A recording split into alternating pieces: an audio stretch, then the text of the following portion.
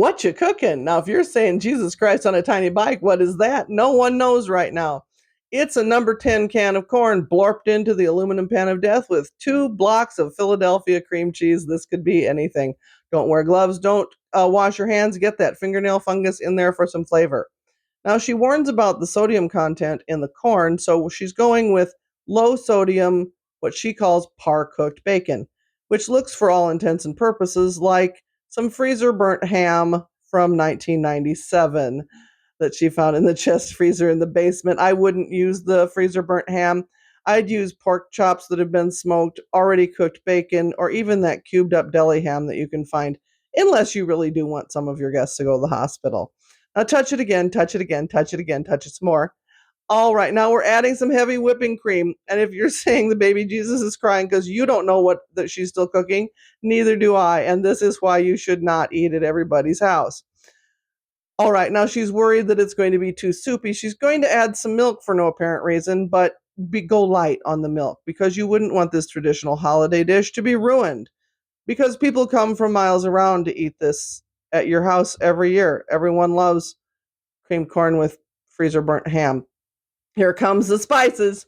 She really likes some spices and she's going to put in some onion powder. Now, despite warning us about the sodium content in the corn and using lower sodium ham, she goes right for the garlic salt.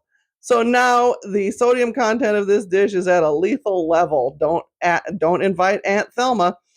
All right, so now we've got another herb of some sort. It looks like lawn clippings or something that you swept up from underneath the hutch, or maybe a old cat toy. All right, now we're going to put in some butter. All right. Now, she says to support this by its bottom because you wouldn't want this folding in half and falling on the floor. Shove that horror show right in the oven. Let's see what it is. It does not disappoint. It is end-to-end horror show. We have got burnt cream cheese. We have got burnt lawn clippings. We've got burnt corn and burnt freezer burnt ham bacon. She's going to try and mix it up now, even though you should have probably mixed it up halfway through because that would have made more sense. And despite being worried about it being too soupy, it now looks very much like a big pan of vomited out corn. I don't think that no matter how much you stir that's going to make that bacon look any better.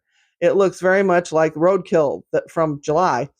All right, she's still stirring it. I would add some golden raisins right now. That would absorb some of the moisture. Some Barbie doll heads, 4 cups of mayonnaise, some of the little Debbie Christmas tree cakes.